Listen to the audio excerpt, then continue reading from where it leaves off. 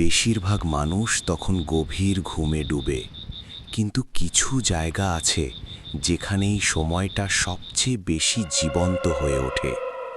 শহরের একদম প্রান্তে দাঁড়িয়ে আছে বহু বছর ধরে পরিত্যক্ত একটি হাসপাতাল। ভাঙা জানালা, মূর্ছে ধরা দরজা আর করিডোরে জমে থাকা অদ্ভুত নীরবতা।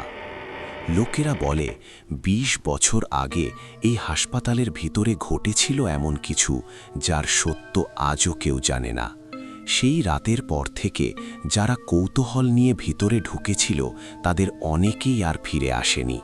কেউ বলে সেখানে এখনো শোনা যায় রোগীদের কান্না, কেউ বলে অপারেশন থিয়েটারের লাইট মাঝরাতে নিজে থেকেই জ্বলে ওঠে। কিন্তু আজ সেই রহস্যের ভিতরে ঢুকতে চলেছে এক তদন্ত টিম, আর তাদের নেতা এসিপি প্রদ্যুম্ন। আজ রাতে সত্য সামনে আসবে নাকি আবারও অন্ধকার সবকিছু গিলে ফেলবে? স্বাগতম এই ভয়ঙ্কর গল্পে।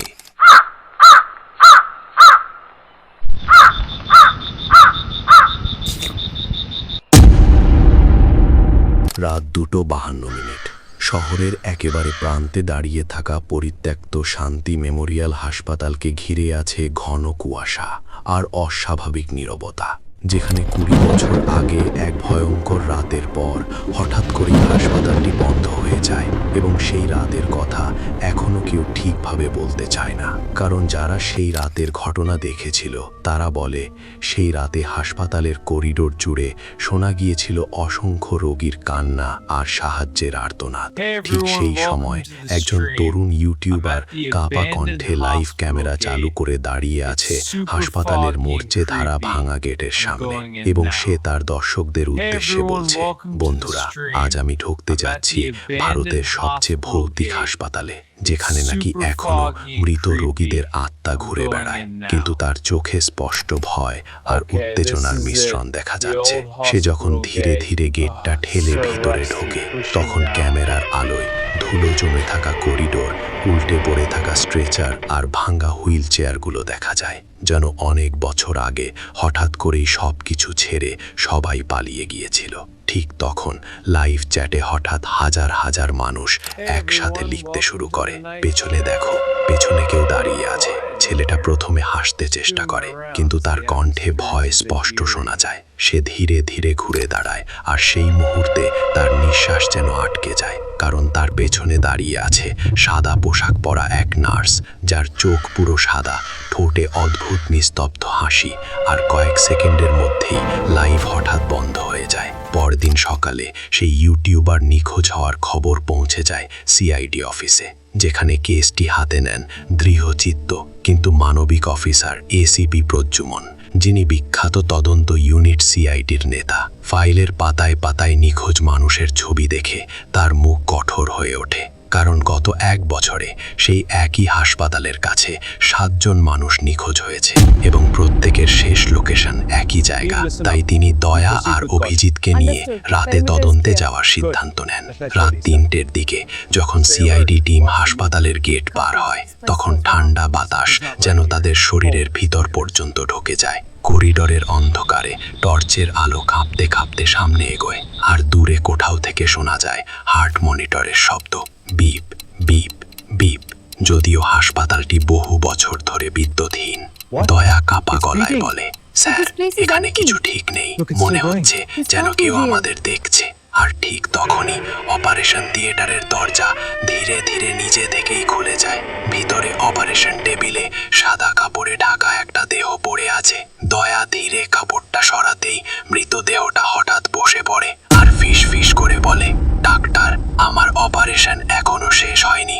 সেই মুহূর্তে পুরো হাসপাতালের লাইট একসাথে জ্বলে ওঠে, আর করিডোরের শেষ মাথায় দেখা যায় অসংখ্য রোগী দাঁড়িয়ে আছে, যাদের চোখ পুরো সাদা, মুখে অসহ্য যন্ত্রণার ছাপ, আর তারা একসাথে কাঁদতে কাঁদতে বলতে থাকে, আমাদের বাঁচাও, আমাদের অপারেশন শেষ করো। তখন সিআইডি টিম হাসপাতালের পুরনো রেকর্ড রুমে গিয়ে ধুলো ঢাকা ফাইল খুঁজে পায়, যেখানে লেখা আছে 20 বছর আগে ডক্টর অমরেশ নামের এক নিষ্ঠুর ডাক্তার গোপনে অসহায় রোগীদের ওপর ভয়ঙ্কর পরীক্ষা চালাতো। সে নতুন ওষুধ আর অস্ত্রোপচারের নামে মানুষের শরীর কেটে কেটে পরীক্ষা করত এবং অনেক রোগী সেই যন্ত্রণায় মারা যায়। কিন্তু এক রাতে সব রোগী একসাথে অদ্ভুতভাবে মারা যায়। সেই রাতের চিৎকারে কেঁপে উঠেছিল পুরো হাসপাতাল। কিন্তু লোভ আর ভয় ঢাকতে সেই ঘটনা গ্যাস লিক বলে ঘোষণা করা হয়, আর সেই সত্য চাপা পড়ে যায়। ঠিক তখনই অন্ধকারের ভিতর থেকে সেই নার্স ধীরে ধীরে সামনে এসে কাঁদতে কাঁদতে বলে, আমরা শুধু বাঁচতে চেয়েছিলাম, কিন্তু তারা আমাদের কেটে কেটে শেষ করে দিয়েছে। তার চোখ দিয়ে রক্তের মতো অশ্রু গড়িয়ে পড়ে, আর চারদিকে শোনা যায় অসংখ্য রোগীর কান্না। প্রদ্যুম্ন বুঝতে পারেন এটা শুধু ভৌতিক ঘটনা নয়, এটা অন্যায়ের প্রতিশোধের গল্প। আর ঠিক তখনই অপারেশন থিয়েটারের ভিতর অন্ধকার ঘন হয়ে আসে এবং সেই নিষ্ঠুর ডাক্তারটির ছায়া দেখা যায়। সে ঠান্ডা হাসি দিয়ে বলে, অপারেশন আবার শুরু হবে। আর সেই হাসির সাথে সাথে স্ট্রেচারগুলো নিজে থেকেই নড়তে থাকে।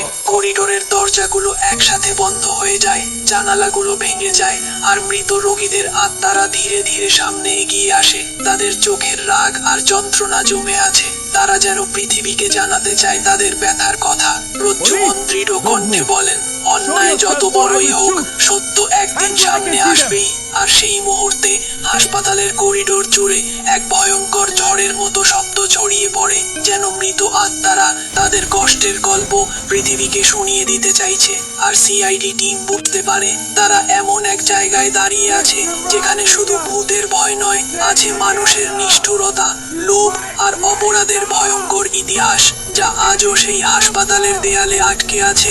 আর রাত যত গভীর হয়, সেই কান্না আর আর্তনাদ তত জোরে শোনা যায়, যেন অন্ধকারের ভিতর থেকে অসংখ্য কণ্ঠ একসাথে সাহায্য চাইছে। কিন্তু সেই সাহায্য হয়তো আর কোনোদিনও পৌঁছাবে না, কারণ কিছু জায়গা আছে যেখানে সময় থেমে যায় আর যন্ত্রণা কখনো শেষ হয় না।